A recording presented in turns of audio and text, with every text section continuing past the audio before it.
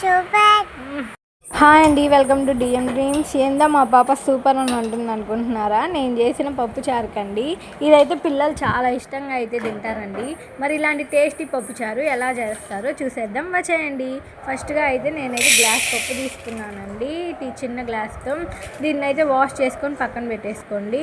ఇంకా దీంట్లోకి 2 టమోటాలు, 4 పచ్చిమిరపకాయలు అయితే తీసుకొని కట్ చేసుకొని మనం ముందుగా వాష్ చేసి పెట్టుకున్న పప్పులు అయితే వేసేయండి. దాంట్లో వాటర్ అయితే కొంచెం ఎక్కువే పోసుకోండి, ఎందుకంటే పప్పు చారు కాబట్టి. ఇంకా దాంట్లో కొంచెం పసుపు వేసి పొయ్యి మీద అయితే పెట్టేయండి. ఈలోపు నిమ్మకాయ సైజ్ అంత చింతపండు అయితే తీసుకొని నానబెట్టుకోండి. ఇదైతే వేడి నీళ్ళల్లో వేసుకొని మరిగించుకోవచ్చు. మాదైతే అన్నం కూడా రెడీ అయిపోయింది, చూసేయండి. మాకైతే వంట రూమ్లో నుంచి ఇలా ట్రైన్లు వెళ్ళేదైతే కనిపించిద్దండి. మాకైతే ఇదొక టైం పాస్ వంటలు చేసేటప్పుడు. ఈలోపు అయితే కుక్కర్ విజిల్ కూడా వచ్చేసిందండి. 5 విజిల్స్ పెట్టుకోండి, సరిపోయిద్ది. నేను ఈలోపు అన్నం కూడా అయిపోయింది, అన్నం కూడా వంచేసాను. నేనైతే పిల్లలకి గంజి దాపుతానండి. గంజి దాపితే పిల్లలకి చాలా మంచిది. ఈలోపు తిరగమాతకి కట్ చేసి పెట్టుకున్న ఆనియన్స్, టమోటాస్, 2 కరివేపాకు రెమ్మలు, ఆవాలు, జీలకర్ర, ఎండుమిర్చి, వెల్లుల్లిపాయలను అయితే దంచి పక్కన పెట్టేసుకోండి. ఇంగువ కూడా వేసుకోండి. పప్పుచారులోకి ఇంగువ వేస్తే టేస్ట్ బాగుండిద్ది. ఈలోపు మనం పప్పు అయితే మెదిపేసుకొని పక్కన పెట్టేసుకుందాము. ఈ స్టవ్ మీద అయితే కడాయి పెట్టుకొని దాంట్లో 2 టేబుల్ స్పూన్స్ ఆయిల్ అయితే పోసేయండి.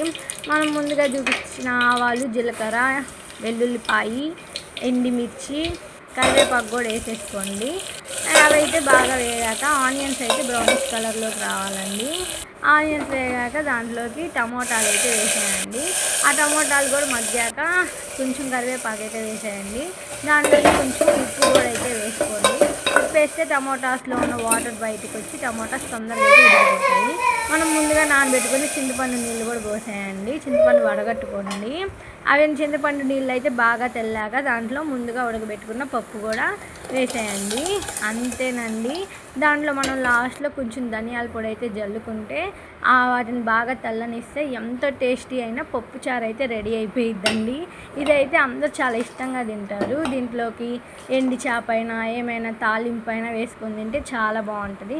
మేమైతే అప్పడాలు, ఎండుమిరపకాయలు, వడియాలు వేపుకున్నాము. మరి ఇది ఎలా ఉందో మా అమ్మాయి మాటల్లో వినేయండి. బాగుంది చారు, బాగుంది.